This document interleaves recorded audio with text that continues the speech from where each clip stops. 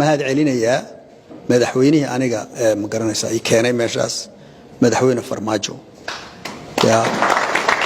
ayaan anigu runtii u mahad celinayaa oo aan value weyn u hayo qiimo weyn aan u hayo runtii oo doonayay waxaan qabanayna inaan qabano lacagta saal loo ilaaliyo wadanka horumarkiisa in laga shaqeeyo asaga really ayaa ku tawaafalsanayn haddii kale ma joogi kareen ama anaaba ka tagi lahaa ama duruufaha kale ayay ugu qasbi lahayn inaan ka tago maaragta marka kaliya ma yahayn dawladdu waxay ku shaqeynaysay madaxweynaha guardianskiisa ku shaqeynaysay taasi inaan wada ogaano ayaan doonaynaa runtii Soomaaliya iyadoo burburaba meeshaan burbur oo maskaxda ka burburtay oo dadku dawladda aaminsanayn oo dawladda cid kale aaminsanayn oo Soomaaliya halka lagu xiray geed lagu xiray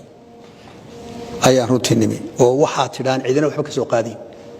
oo shirarka lagu soo diray adigoo minister qaar hoose dad hoose lagu soo diray maartay adigoo minister hees baa jirtaan samee bari dhaxdii hayd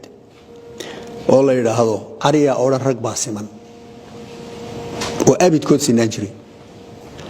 miyaan geelba sibir godan oo nira rag baa siman de ma sinan rag waa ka ministerkii beyle oo wasiire loo soo diray qof hoose loo soo diray haddaan qaabili waayo cid qaabilaysa ma jirto tan baana iga jirta waxa ii diiday inaan ministerka America arki karo I have never seen that guy dhigayga anu ma arag marka baliyaa oo rag baa siman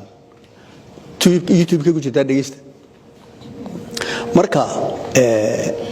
waxaan sidaa u leeyahay waxa weeye ku dheereen ma iyo waxyaalo fara badan baa inaga khaldana waxa marka quwadda aan saarnay waxa weeye in la inagu kalsoonaan karo trust and confidence in what we do and how we do things inaan la fadhiisano dadka meelaha kale ka yimid oo aan ka hoose yimaado qanciyo ka ku xiga qanciyo deebtana meel sare aan dalka soo gaarsiino trust kaasa very important noqday waxayna soo gaarsiisay taasi in la yiraahdo Soomaaliya waa inay caawisaa wadanada kale ee deen afinta wadadeeda soo maraya ku jira halkaas aan soo gaarnay in zoomka la soo galiyo wadana kale oo ka dhacayo hadana soo noqday hadana ka dhacayo hadana soo noqday la noo yeero hadii laga hadlayo fragility and vulnerability of countries hadii laga hadlayo Soomaaliya in la xasuusto loo yeero inay Soomaalida u yeera baan soo gaarnay 5 years wax ku oola weeyaan wax ku oola waxa kale waan isku daynay trust buildingka ummadda Soomaaliyeed cashuur bixiyaasha inay iyaguna nagu kalsoonaadaan leena meesha loo jeedaa waxa weeye adeerow isku filow dad wax tahay isku filow wuxuun bad bari ila waliga adigoo resource gaale baleeg Ilaahay baan kugu dhaariyay wadankeena wadanada qaar ee maanta development-ka ma doonay inaan magac sheegay roobka booramo kaliya ku daa ayaa ka fara badan roobka dawladda dalkan ka hadlay ku daa just booramo roob ku daa ka badan nation kaas oo ku daa and they are very developed ana arkay ana joogay cuntadooda iyaga soo saarta annaga caanaha balanoo soo dibadda ka soo iibsan caanihi it's not a joke caanihi so Somalidu livestock people way Somalidu and from what I know milk comes from livestock right unless something has changed we are a livestock country caanihi baan dibadda ka soo iibsanay imka and if we continue the way we have been doing business and maalin dhaweedna waan idhi bananas will be imported everything will be imported maxaan ku filanay marka maxaan ku filanay runtii waxaan ku filan waa iska soo tooseynaa waa iska soo soconaynaa dadkaan baryaynaa hadaan dawladnahay hadaan individualsna shaxaad baan ku noolahay marka fadhiga in fadhi looga noqdo hadaan Soomaalinahay baa loo baahay marka waxaan isku daynay dadka cashuurta bixiya intaan in yar ka qaadno inta yar nagu taskareeyaan oo committee-ga muxuu mushtariga ku shaqeeya ganacsatadu ay nala shaqeeyaan oo iyaguna formulada halka ka soo fadhiistaan intaas aan qaadnay soo maaha end of the month waxaan sameeyay waxa la yiraahdo meet your minister day every end of the month aan uga warramay waxa aad noo dhiibteen iyo waxaan ku falay يا مركا دي وحي بلا isla wada og yahay soo taraysamayso kaana mushaarkaasaan ku bixiyay kaana kaasaan ku bixiyay kaana kaasaan ku bixiyay $2 bay noo saaray markaas dabeetana dakhligii kordhay u laban laabmay ya every year 30 milyan ku beeran every year 30 milyan ku beeran ya budgetkii 200 ka soo bilaabmay ayaa 1 bilyan imika sanadkan aan ugu talagalay inuu noqdo marka waxaan quwadda saaray waxa weeye in dadka adduunkuna inuu kalsoonaan karo aan ogaan karaan inaan wax qabsan karno oo waxaad ka hadlaysaa aan fahmayno niyo ninka meesha fadhiyo aan fahmayno aan isla hawl gali karo aan wax kala seexan karo waxaan kala seexana maalintan halkeedii gaadhnana aad arki karto inaan ka soo baxnay 100% ka soo baxnay now arinta la yiraahdo deen cafintu ee pardon bay dhaqaalaha ka tahay deen cafintu imtixaanay leedahay deen cafintu conditions bay leedahay marka hore lagu adkeeno leeyahay kama soo bixi karo xaqiiqadu waxay tahay waxa weeye IMF ku website-ka dadka shawaad ka heli Soomaaliya scored number 1 the highest 3 wadan oo galay arintaas oo Afrikaana Soomaaliya scored number 1 in terms of the speed aan ku soo gaarnay halkii loo baahnaa iyo performance-ka meedan ma keenana meedan ya marka shaqo badan baa inoo hadhay ilaahay wuxuu naga habaaray inaan waxaan wada leenahay wada maamuli karo waxaan wada leenahay ma wax laba qof wadayno business ma public sector baa ilaahay naga habaaray waxaan soo ururinay wada lahayn inaan wada maamulan karo wixiiba waa up for grabs bob ilaahay taasoo naga habaaray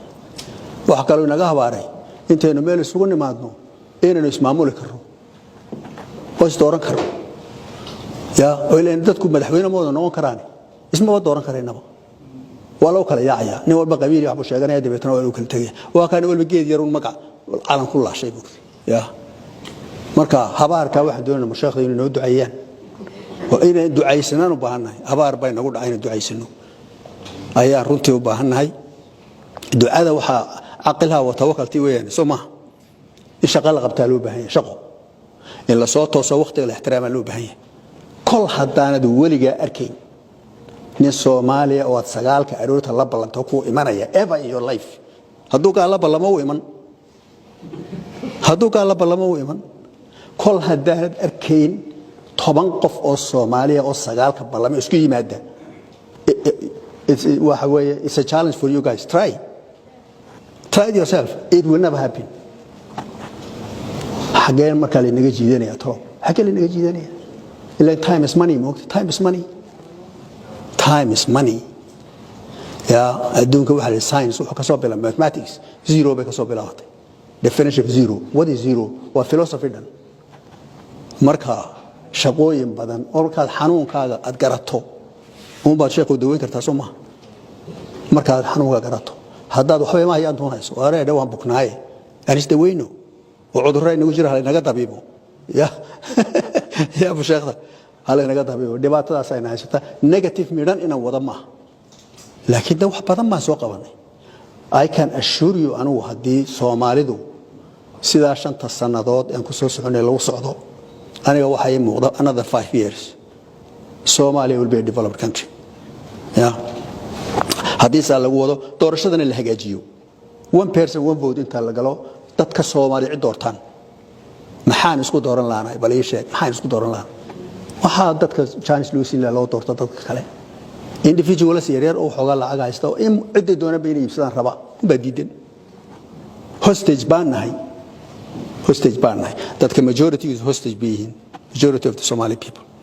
marka dadkiina xorta ah ee dhulkan jooga making it very good ya tacliinta bartay waxa loo baahan yahay isku tagtaan how do we govern ourselves better ina mashruuc ka dhigataan take the lead it's your country too right take the lead marka waxaan ku soo gabagabeynaa waxa weeye waan idin mahad celinayaa anigu kulleyba inta cimriga ka hadhay waxaan jecelahay wuxuun baan ku filaani Soomaalidu meel badan bay degtaa maaragtay ama kilalkan tagi ama wajeer baan tagi ama muqdisho ku noqon kulleyba qofkii wax ku filan يا wax badan oo aan ka rabaana ma jirto oo retirement-kayga igu filan as a matter of fact laakiin kulliba challenge bay haysta life without challenge is boring right boring 9 to 5 job what is that it's very boring adiga waad la garanaysaa Soomaa laakiin tani waxa way every day adrenaline ta cirka ku socota tolo ma lagu dili ma lagu toogan alla ilaa maanta waxba qabatay baad soo waxa yareed qabataa wuxuu soo saaraya wax weyn soo saaraya ya marka waan salaamaya waan idin soo dhaweynayaa shaqo badan baa inoo taala salaamu alaykum wa rahmatullaahi wa barakaatuh